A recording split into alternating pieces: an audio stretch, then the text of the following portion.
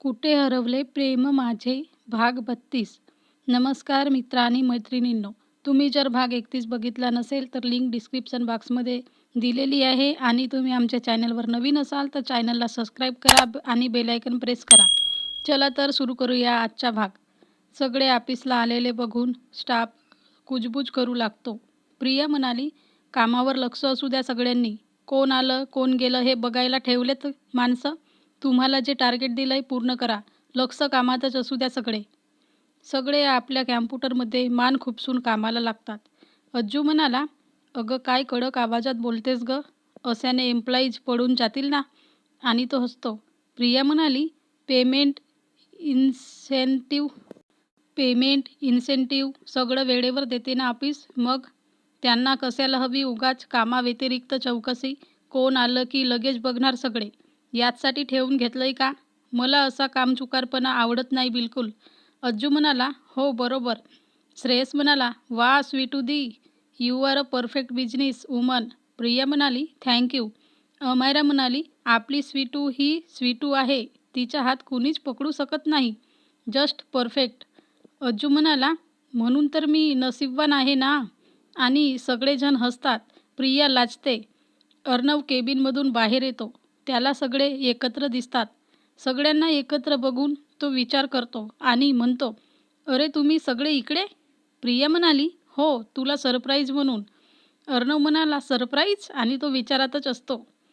प्रिया म्हणाली, आत चला सगळे. सगळे केबिनच्या आत जातात. प्रिया विद्याला व्हिडिओ कॉल लावून अर्णवला फोन देतो. तो विद्याचे नाव स्क्रीनवर दिसताच बघून लाजतो. आणि प्रिया म्हणाली, अनु, तुला लाजताना पहिल्यांदाच बघतोय. आणि ती हसते आणि सर्वजण हसत असतात. विद्या कॉल रिसीव करते. समोर अर्णवला बघून ती विचारातच असते. विद्या म्हणाली, हाय. आणि ती लाजत असते. अर्णवसुद्धा हॅलो म्हणतो आणि तो पण लाजत असतो. विद्या म्हणाली, काय म्हणतोस, कसा आहेस, जेवण केलं का. अर्णव म्हणाला, हो, काही नाही, आपलं हे असंच सहज. प्रिया फोन हिसकून घेते आणि म्हणते, विदू, आताही फक्त हाय हॅलो इतकंच बोलणार का. विद्या म्हणाली, नाही ग ताई, थांब ना, एकदम कसं म्हणू, दे त्याला फोन. आणि ती लाजत असते. ती अर्णवला फोन देते. विद्या आणि तो सोबतच प्रपोज करतात आणि सगळे त्यांना बघून खूप हसतात. विद्या म्हणाली, किती वेळ लावलास, सांगायचं नव्हतं का आधी. अर्णव म्हणाला, तू इतकी खतरनाक, वरून तुझा भाऊ पोलीस, हिम्मत होईल का. विद्या म्हणाली, माझ्या भावानंही केलंय प्रेम, समजलं मिस्टर अर्णव. अर्णव म्हणाला, हो ग, केलं ना, आता प्रपोज झालं ना, तू खुश आहेस ना विदू. विद्या म्हणाली, हे बघा, यांना शेरनी को उसका शिकार देकर बंदा पूछ रहा है, तू खुश है ना, लो कर लो बात. तिचं हे वाक्य ऐकून सगळे खूप हसतात. अर्णव म्हणाला, ताई. आणि तो रडतो. प्रिया म्हणाली, अनु, काय झालं, इतका का रडतोस, प्लीज ना, सांग तरी काय झालं. कुणी काही बोललेत का तुला, मला सांग ना रे, प्लीज प्लीज ना अनु. सगळे त्याच्याकडे बघत असतात. अर्णव म्हणाला, नाही ग ताई, कुणी काही नाही बोललं. तुझ्यासारखी व्यक्ती माझ्या जीवनात आली हे मी माझे भाग्य समजतो. नेहमी प्रेमाने रागावून खरा मार्ग दाखवणारी तू. अगं, किती ते तुझ्या जीवनात संकट, पण तू हरली नाहीस. उलट नव्या जोमाने तयार नेहमी. प्रत्येक आव्हान स्वीकारायला पाठीशी कुणी नसताना हा ऑफिस उघडलास. ताई, खरंच ग, तू नारी शक्तीचं योग्य उदाहरण दिलंस आज. नेहमीच प्रोफेशनल आणि पर्सनल लाईफ वेगळी ठेवून एक कर्तबगार महिला जशी सर्व काही सांभाळते तशीच तू. जितकं बोलावं तितकं कमीच ताई. तू खरंच महान आहेस, माझी आदर्श तू. आणि तो रडत असतो. प्रिया म्हणाली, अनु, इतकं सगळं आजपर्यंत का बोलला नाहीस रे. आणि तीसुद्धा रडते. अर्णव म्हणाला, ताई, अगं, तू इतक्या प्रॉब्लेम्समध्ये असताना मला हे सर्व तेव्हा बोलायला योग्य वेळ वाटली नव्हती. आज बोलतोय अगदी मनापासून. अमायरा म्हणाली, really Sweetu, you are the best. Shreyas म्हणाला, स्वीटू दी, really we are so lucky to having such a powerful woman in our life. Ajju म्हणाला, I am lucky to having such Sweetu wife. Priya सर्वांकडे बघते आणि रडत असते. अज्जू म्हणाला, प्रियू, का रडतेस ग. नको ना ग रडू. तो तिला मिठीत घेत शांत करतो. प्रिया म्हणाली, रक्तातील नात्यांपेक्षा मोठी ती मनाची नाती आज मला गवसली. रक्ताच्या माणसांचे प्रेम तर कधीचे हरवले होते, पण आज जीवाभावाची माणसं मी कमावलीत. तुम्ही सगळे माझ्या लाईफमध्ये आल्याबद्दल खरंच मी माझे जीवन सार्थक मानते. सगळेजण म्हणतात आणि आम्ही आमचे जीवन सार्थक मानतो. हुर्रे! विद्या म्हणाली, ताई, मी अजून व्हिडिओ कॉल कट केलेला नाही. अजूनही लाईनवर आहे ग. मला नाही घेणार का मिठीत? आणि तीसुद्धा रडत असते. प्रिया म्हणाली, अरे देवा, ही रडते. मॅडम, ऑफिसमध्ये बघेल कुणी? इतकी स्ट्रॉंग ऑफिसर शोभा नाही देत तुम्हाला. तू इकडे आलीस ना की सोडतच नाही बघ तुला मिठीतून. विद्या म्हणाली, तो बघ कसा बघतोय, जळतोय. तू मिठीत घेईल म्हटलं तर. आणि ती हसते. अर्णव म्हणाला, ए पोरी, मी कुठं जळतोय? सगळे हसतात. विद्या म्हणाली, थांब, तिकडे येऊ दे मला, मग बघ कशी तुझी मज्जा घेतो. आणि ती पण हसते. अर्णव म्हणाला, ऐ, लागली का विदर्भाची हवा? घेतो? नाही, मुलीसाठी घेते म्हटलं जातं. नागपुरी होत चालली वाटतं. आणि तो सुद्धा हसतो. सगळेजण हसतात. आणि नागपुरी? सर्वजण हसत असतात. प्रिया म्हणाली, विदू, कधी निघणार आहेस इकडे यायला? आम्ही सगळे वाट बघतोय. विद्या म्हणाली, हो ग, आजच सायंकाळी. उद्या मॉर्निंग विल बी देअर. कधी पोचते मी असं झालंय बघ मला. प्रिया म्हणाली, ये तू, मग आपण मज्जा करू. विद्या म्हणाली, हो. अरे शिंदे, काय आहे सतत तुमचं? मी बोलतंय ना फोनवर, दिसतंय ना? मग जेव्हा काम सांगितले अंगावर येतात. आणि आता मी कामात असली की बरी कामं सुचतात सगळ्यांना, लोकांना इथे. जा, ती फाईल बोरकरला देऊन या लगेच. हो ताई, येते मी, उद्या बसते. प्रिया म्हणाली, किती ओरडतेस? जाम कडक आहेस. शिस्तबद्ध अधिकारी. छान, असंच राहावं नेहमी. चल, तू तुझं काम कर. Okay, bye, take care. आणि निघायच्या वेळेस मला कॉल कर. ओके? विद्या म्हणाली, हो. आणि तू पण काळजी घे स्वतःची. आणि माझी अमू वहिनी कुठे? क्युटी पाय, दे ना तिला फोन. प्रिया अमैराला फोन देते. अमैरा म्हणाली, हॅलो विदू. विद्या म्हणाली, हे हाय माझी क्युटी वहिनी, कशी आहेस? अमैरा म्हणाली, yeah, I am okay. What about you? Vidya म्हणाली, will be there soon cutie, see you soon. Amaira म्हणाली, we are waiting princess. Vidya म्हणाली, miss you, love you, bye, take care all. Priya म्हणाली, टेक केअर तर समजलं, लव यू कुणासाठी होतं? सगळे हसत असतात. विद्या लाजून फोन ठेवून देते. प्रिया आईला आणि ससेंगला फोन करून सगळं घडलेलं सांगते. दोघेही खूप खुश असतात. आणि आज सकाळीच 10 वाजता विद्या घरी येते. कुणी घ्यायला आलं नाही म्हणून उगाच राग घेऊन बसते. ससेंग म्हणाला, काय झालं मॅडम? ऑटोवाल्याने सुट्टे परत दिलेले नाहीत वाटतं. आणि तो हसते. विद्या म्हणाली, आणि ती रागात असते, तू तर बोलूच नकोस माझ्याशी. आलाय मोठा, घ्यायला कोण येईल मला? पाय तुडवत मीच स्वतः इतका सामान घेऊन यायचं का? बहिणीची जबाबदारी घे ना जरा. ससेंग म्हणाला, अरे बापरे, उपजिल्हाधिकारी मॅडम, माफी असावी. आपल्या सेवेत हजर राहण्यास अक्षम. काही कारणास्तव येऊ शकलो नाही. विद्या म्हणाली, जाऊ दे, जाम नौटंकी हा दादा. बरं, ते जाऊ दे. तू बोललास का बाबासोबत अर्णव आणि माझ्याविषयी? ससेंग म्हणाला, आज बोलूया मिळून. ओके? तुझे निर्णय तू स्वतः घरच्यांना सांग. एक अधिकारी आहेस. विद्या म्हणाली, अरे ते मोठ्या आत्या, मामाजी, काका, काकू यांच्यासमोर? ससेंग म्हणाला, का? मग लग्न एकट्यात करणार आहेस का?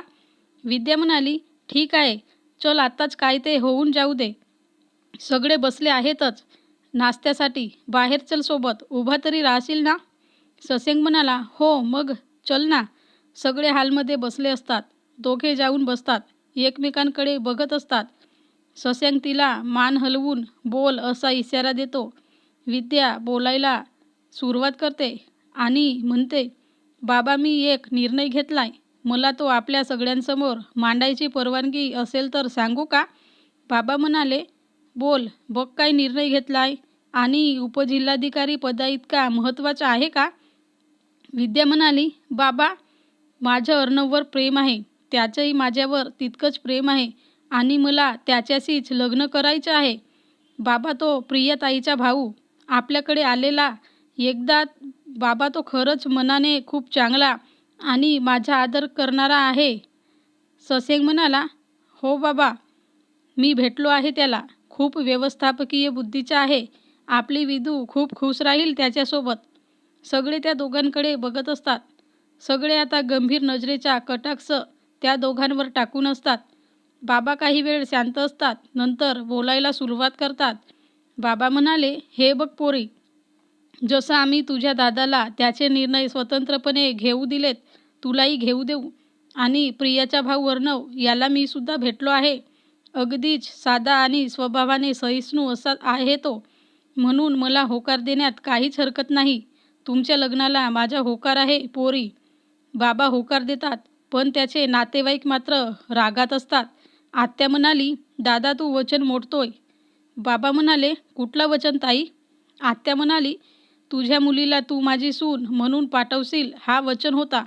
आधी ससेंकला सुद्धा माझा जावई म्हणून होकार होता तुझा. आणि आता तर आमचा अपमानच केलाय.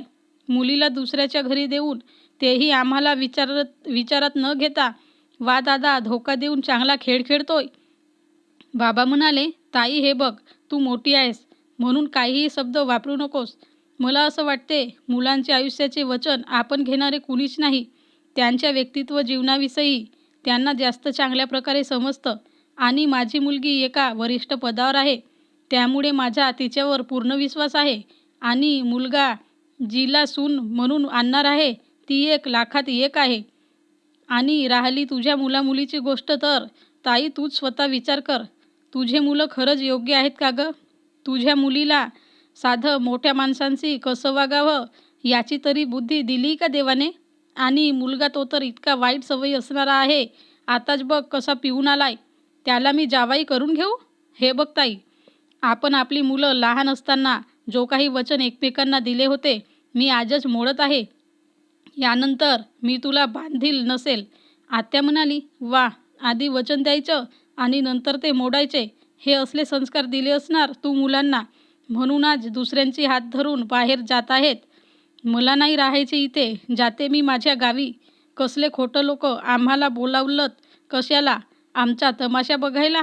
ससेंग म्हणाला, हे बघ आत्या, तू मोठी आहेस म्हणून मान ठेवतोय. नसेल थांबायचं खुशाल जा. पण असं बाबांना काहीही बोलू नकोस, सहन नाही होणार मला. आणि आमच्या बाबतीत निर्णय घेणारे तुम्ही कोण गं? आमचे निर्णय आम्ही स्वतः घेऊ शकतो. ये आता तू. हे सगळं होत असताना आत्याचा मुलगा पिऊन असतो. तो विद्याचा हात पकडून तिला स्वतःसोबत घेऊन जाण्यासाठी ओढतो. त्याला स्वतः धड चालताही येत नसतं. तो विद्येला शिव्या देत ओढत असतो आणि तो म्हणतो, ए चल, ही माझी आहे, हिला मी लग्न करून नेणार, चल ये. ससेंग जाऊन त्याला एका हाताने मागे ओढतो आणि एक कानाखाली वाजवतो. असंच पाहिजे. ससेंग म्हणाला, याच्याशी माझ्या बहिणीचे लग्न लावून मला माझ्या बहिणीच्या भविष्याचा वाटोळा करायचा नाही. आत्या तू याला घेऊन चालती हो इथनं. उगाच माझ्या तोंडून अपशब्द बाहेर पडायला नको. आत्या आणि तिची फॅमिली निघून जाते. आता फक्त ससेंगचे काका काकू असतात.